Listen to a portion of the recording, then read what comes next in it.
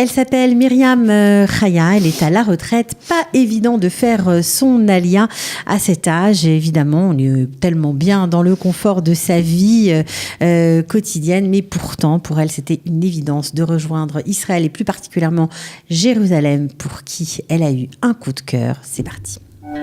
Ils ont relevé le défi de l'alia. Alia Story, c'est vous, c'est nous. Myriam Chaya, bonjour. Bonjour, bienvenue. Merci de me recevoir. Oui, de rien, avec plaisir. Donc ça fait à peu près, on va dire, 3 ans et 4 mois que vous êtes là. C'est ça, c'est très précis comme décompte. Alors, Israël a pendant un temps été loin de vous, on va dire. C'était pas tellement au programme. C'est plutôt moi qui étais loin d'elle. Ou si vous voulez, comme vous voulez.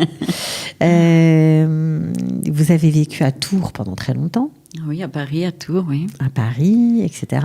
Et vous n'aviez pas forcément Israël en tête. Pas vraiment. Non, j'étais dans un mouvement de vie de travail en plus, qui me prenait beaucoup et qui investissait une grande partie de mes journées. Et je consacrais aussi du temps quand même en fin de semaine à ma fille, mais j'avais vraiment un travail extrêmement prenant. Oui, vous étiez inspecteur des ventes, en tout cas sur une partie de votre carrière, sur plusieurs départements en France, dans le cadre d'une grosse boîte de télécopie. On va dire ça comme ça, télécopieur. Télécopieur, copieur et autres produits bureautiques, oui. Voilà, puis ensuite, vous étiez encore à Tours à cette époque-là ? Ken. Ouais. Combien de temps vous êtes resté à Tours ? Plusieurs années. J'avoue que c'est un peu loin maintenant et puis j'oublie, depuis que je suis en Israël, j'oublie les choses de France. Petit à petit, elles s'effondrent. Et en plus, c'est une partie de ma vie qui a été par la suite un petit peu, disons, il y a eu un petit anicroche. Donc, c'est vrai que je préfère l'oublier et puis penser à aujourd'hui et à demain. Je comprends parce que c'est un moment compliqué pour vous parce que vous avez été licencié de cette structure, vous avez travaillé pendant très très longtemps. Et par contre, j'ai fait des choses très intéressantes dans cette société et j'avais a priori pas le profil, mais j'ai eu d'excellents résultats lors de tests, lors de le premier recrutement et notamment d'excellents tests de commercial. Et ce qui fait que j'étais vraiment le cabinet qui... Non, vous avez bien vécu pendant votre carrière. J'ai appris beaucoup de choses. Je me suis épanouie et professionnellement. Et donc, mais ça s'est mal terminé, on va dire. Mais ça s'est terminé comme Dieu il a voulu. Voilà, on va dire ça. Alors pourtant, à ce moment-là, Dieu, c'était pas encore ça, vous et lui ? Non, c'était pas encore ça non plus. Enfin, c'était ça. C'était enfoui, mais c'était pas concret. Ça s'exprimait pas dans le concret, dans ma vie de tous les jours. Alors, est-ce qu'on peut dire que votre amour, en tout cas votre intérêt pour Israël et plus particulièrement pour Jérusalem, est arrivé après ce licenciement qui a un peu bouleversé ça a tout changé. Plein de choses ça a tout changé. C'est pour ça que je disais tout à l'heure que c'est Hachem qui l'a voulu, parce que c'est à partir de ce moment-là où ma vie a changé. Parce qu'il y a eu un basculement et qu'on pourrait appeler dans ce monde une chute. Mais en fait... il est connu que Yerida Letzorer Alia, la chute, elle sert à l'élévation. Et ça a été vraiment ça. C'était vraiment l'expression de cette phrase-là, ce que j'ai vécu. Et en même temps, c'est-à-dire que je me suis retrouvée donc au chômage et je me suis retrouvée dans une étroitesse matérielle et une largesse spirituelle. Alors ça veut dire quoi ? Ça veut dire qu'au moment où vous vous êtes retrouvé au chômage, un peu avec des grosses difficultés financières, on peut le dire, vous vous êtes rapproché de la communauté juive près de chez vous ? Oui, parce que j'ai eu des... Je ne sais pas comment ça... Vous avez besoin de vous raccrocher à quelque chose, quoi. Probablement. J'avais besoin de spirituel, j'avais besoin de... Parce que tout d'un coup, le matériel s'effondrait. Donc, qu'est-ce qu'on fait quand le matériel s'effondre ? On a soit le choix de se laisser tomber, Chazé Shalom, ou alors de trouver d'une parenthèse qui peut s'ouvrir et s'ouvrir. Et donc, voilà, moi, j'ai cherché la parenthèse qui pouvait s'ouvrir dans la religion. Alors, on était dans les années 2000, entre 2000 et 2015 à peu près, où vous êtes arrivé en Israël, et c'est quand même écoulé quelques années. Alors, des années pourquoi ? Pour vous renforcer spirituellement, pour découvrir le monde des Chabad auquel vous appartenez aujourd'hui ? Ma vie a basculé complètement, elle a basculé dans le bon sens. En fait, j'ai une vie petit à petit qui s'est complètement transformée. Et je me suis retrouvée en fait enveloppée par un mouvement religieux, puisque j'avais toujours des femmes Chabad qui étaient autour de moi. De vous. Et donc, ça m'a quelque part un petit peu enveloppée. C'est comme un guide. En fait, la parenthèse, elle s'est refermée un petit peu là-dessus. Et je suis restée dans cette parenthèse jusqu'à aujourd'hui, dans le mouvement Lubavitch. D'accord. Alors, vous avez participé, j'imagine, lors d'une fête, à un tirage au sort, le Goral, comme on dit. Oui, c'était à Lag Baomer. Ouais. C'était un Lag Baomer. Et voilà, j'ai gagné le Goral. Je voulais pas m'inscrire, en fait. Et la personne qui enregistrait les candidates, en fait, elle est venue vers moi, elle m'a dit, allez, je t'inscris. Non, tu m'inscris pas. Tu m'inscriras quand tu seras à la 33e place. 33, Lag Baomer. Et je ne sais même pas pourquoi j'ai sorti un truc pareil. Elle m'a dit, bon, ok, une nature comme ça, bonne nature. Ouais. C'est une amie, en fait, c'est devenue une amie.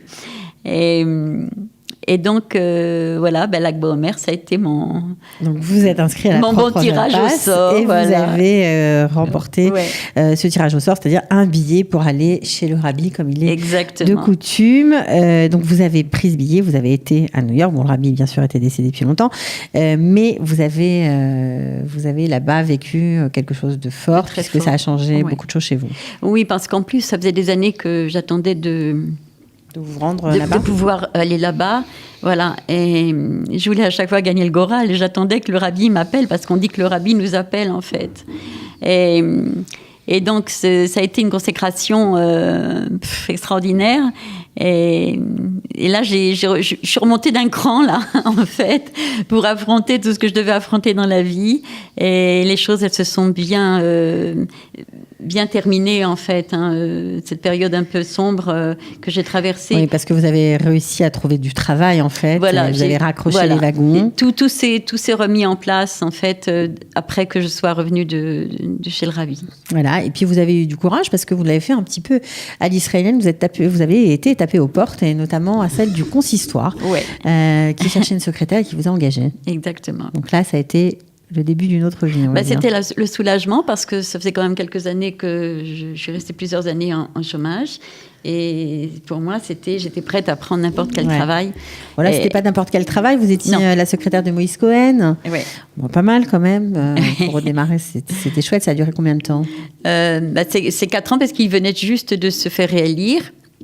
Je suis rentrée en période d'élection, en fait. Et donc, il est resté 4 ans. Et ensuite, Joël Mergui lui a succédé. Alors, il lui a succédé. Et pour le coup, vous avez travaillé avec Joël Mergui, qui lui cherchait une assistante dégourdie, on va dire indépendante, qui n'avait pas besoin de... Qui savait faire tout et vite. Ouais, c'est ça, tout vite, et pas avoir forcément des directives toutes les 3 minutes. Ouais. Donc, c'est ce que vous avez fait. Et alors, là, on en était où par rapport à Israël ? On était en Israël, c'était en suspens, en fait, parce que je savais qu'un jour j'irais, ça c'est sûr. Je le savais sans que ce soit vraiment... c'était pas clair. C'était pas clair, mais au plus profond de moi, je savais que de toute façon, j'allais partir un jour là-bas. Enfin, ici, pardon. Ah oui, là, vous êtes arrivée, là. Oui, je suis arrivée, là, j'ai atterri. Voilà, comment ça s'est passé ? Vous n'aviez jamais été en Israël, c'est quand même incroyable. Vous avez près de 60 ans, vous n'aviez jamais été en Israël ? Non, dans cette vie-là, je répète, je le dis toujours, je précise toujours dans cette vie-là, parce que quand je suis arrivée ici, j'ai eu vraiment... Vous avez fait un voyage d'agrément, en fait. D'agrément, mais déjà lors de ce voyage d'agrément, j'ai eu le sentiment de... Vous savez, quand on a un feedback, on est dans un endroit, on a l'impression qu'on a déjà été dans cet endroit-là. Ça arrive parfois. Et ça s'est produit plusieurs fois ici.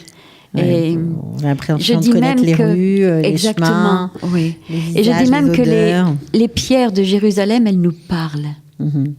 C'est une ville que je porte dans mon cœur avec un amour inconsidéré. Je ne peux pas l'expliquer, c'est complètement irrationnel. Donc ça a été un coup de foudre, on peut dire ça comme ça, immédiat, dès que vous êtes arrivé à Jérusalem. Complet. Voilà. Alors comment on fait avec ça ? C'est compliqué. Non, pourquoi ? Je ne sais pas comment vous avez fait. Vous êtes rentrée, vous avez dit ça y est, je m'en vais ? Je suis rentrée, j'ai à peu près dit ça. Parce que je ne supportais plus la France. J'ai été tellement touchée par la Gdoucha qu'il y a ici. que quand je suis rentrée en France... la sainteté, pour ceux qui ne parlent oui, pas pardon, hébreu. la sainteté. Non, mais c'est pas grave. Quand je suis arrivée en France, j'étais... Qu'est-ce qui vous a... Alors, c'est les pierres qui vous ont tellement touché? C'est quoi? C'est les gens? C'est les deux? C'est irrationnel. Ok. Je peux pas l'expliquer avec des mots. Je peux l'expliquer en fait, mais tout le monde peut pas l'entendre, tout le monde peut pas le comprendre. Donc c'est difficile dans ce cadre-là, le cadre de cette interview, de rentrer dans les détails. C'est pour ça que je dis que c'est irrationnel, parce que c'est le seul mot en français qui peut exprimer ça. Ce que vous avez ressenti. Et que j'ai ressenti. Quelque chose de fort. Et ça, je savais que... Bon, je ne vais pas rentrer dans les détails, mais parce que je ne veux pas alourdir l'interview, mais en fait, quand j'étais petite fille, je faisais beaucoup, beaucoup de rêves. Et donc, j'ai eu des espèces de... Des rêves prémonitoires comme ça? Des feedbacks, oui, des choses vraiment qui m'ont confirmé ici, qu'en fait, j'ai déjà vécu dans une autre vie ici. Mais je ne peux pas le prouver. Non, on ne peut pas le prouver. C'était une autre vie. Il n'y a pas de souci, donc forcément, ça vous a aimanté, on va dire ça comme ça. Complètement, ouais. Et puis, à ce même moment, quand vous êtes rentré en France, vous avez écrit un livre. Voilà. En fait, j'ai écrit un livre... Vous avez commencé peut-être un peu avant. Oui, à partir du moment où j'ai pris ma retraite, j'ai commencé à écrire un livre que je savais que je devais écrire, d'ailleurs. Et un depuis livre que longtemps. Vous avez publié à compte d'auteur, vous en avez dû en vendre une centaine, c'est pas mal déjà. Oui, quand on n'a personne pour nous aider, c'est pas mal. C'est pas mal. Et c'est un livre qui s'appelle L'âme libérée. Oui, qui parle bien aux âmes. D'après le retour des femmes qui le lisent, elle parle bien ce livre parle bien à leur âme. Il y a beaucoup de thèmes évoqués dans ce livre. Qu'est-ce que c'est que le émet, la vérité? Est-ce que tout le mal qui nous arrive est toujours pour le bien ou pas?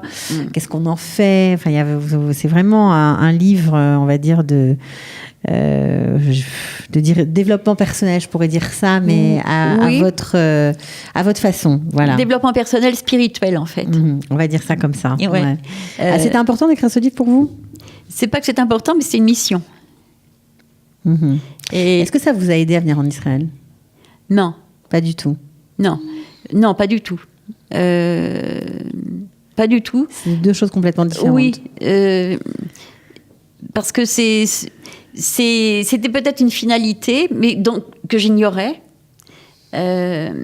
Elle est peut-être inscrite comme ça dans le travail que j'ai à faire. Moi, je l'ignorais. Mais je savais que j'avais un livre à écrire dans la mesure où, en fait, j'ai toujours aimé écrire. Et bon, le feedback que les gens me font, c'est qu'ils me disent « tu écris bien ». On aime quand on aime te lire parce que c'est fluide, etc. Et en fait, je dis c'est une mission parce que depuis très très longtemps, et j'ai eu des messages comme ça, un peu spéciaux, et je savais que j'avais quelque chose à écrire, il fallait que je témoigne de quelque chose, et ce livre, c'est un témoignage. Voilà. Alors, comment c'est d'être retraité, venant de France, en Israël, sans forcément très bien parler l'hébreu? Est-ce qu'on étudie encore? Qu'est-ce que vous faites de vos journées? Voilà, parce qu'il y a plein de jeunes retraités qui nous regardent. On étudie, bien sûr. Enfin, moi, j'étudie tous les jours. J'étudie l'ivrite d'abord parce que c'est une nécessité pour pouvoir se débrouiller ici.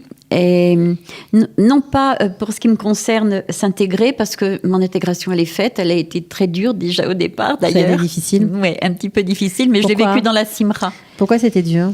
Parce qu'on arrive, on connaît rien et on prend un appartement alors qu'on est encore en France, on prend un appartement ici et donc voilà, il y a des choses qui se révèlent après et qui sont pas tout à fait au regard de ce qu'on souhaitait, de ce qu'on espérait ou de ce qui était prévu. Bref, en tous les cas, voilà, c'est la découverte ça va avec le pays en fait. Moi, je suis montée avec un triptyque. Je suis montée avec l'amour du peuple, l'amour de la terre et le bitachon pour envelopper tout ça. J'ai fait une très grande préparation spirituelle. Ça vous a beaucoup aidé. Et parce que je savais que c'était une alia. Une montée. C'est-à-dire que je partais pas de France pour fuir ou je faisais un choix. Parce que mon âme, elle ressentait, je ne sais pas si je peux parler comme ça, mon âme, elle ressentait de vivre. C'est la voix des Olim Khadashim. Chacun a sa voix. Voilà, il y a Shivim Panim la Torah, 70 faces de la Torah. Il y a aussi beaucoup de façons d'exprimer son amour pour Israël et son chemin d'Alia. Il y en a autant, je crois, que de nouveaux immigrants. Donc, il n'y a pas de problème. Vous pouvez vous exprimer comme vous voulez. Donc, pour moi, c'était vraiment un besoin spirituel de vivre ici. C'est une finalité. J'avais besoin de cette étape-là. Et c'était même pas, c'est pas en termes de j'avais besoin, c'est qu'il fallait que je monte. Et parce que ça faisait trop longtemps, en fait. J'avais ça en tête et que j'avais du mal à le mettre en place. Alors justement, le choc a été compliqué, d'après ce que je comprends. Ça n'a pas été simple tous les jours, au début. Non, c'était difficile. J'ai eu froid, je grelottais dans l'appartement où j'étais. Il y avait de l'humidité, mais terrible, plus que ça. Ouais. Ça venait même... J'étais obligée de partir au bout de 4 mois parce que ça venait dangereux. J'avais des trucs qui sortaient du carrelage. Du carrelage, d'accord. Certains trucs... connaissent, ils vont se reconnaître. Vous n'êtes pas toute seule, je pense. Oui, je sais. Et on m'a dit que c'était courant Très courant. en RSA Kodesh. Donc, voilà. Mais j'avais ce que j'ai dit un jour à un ami au téléphone, j'ai dit, tu peux pas savoir comment je suis heureuse ici. Et alors, comment ça se passe? Alors, je lui racontais ça. Ah bon? Es-tu heureuse? Oui, je suis heureuse.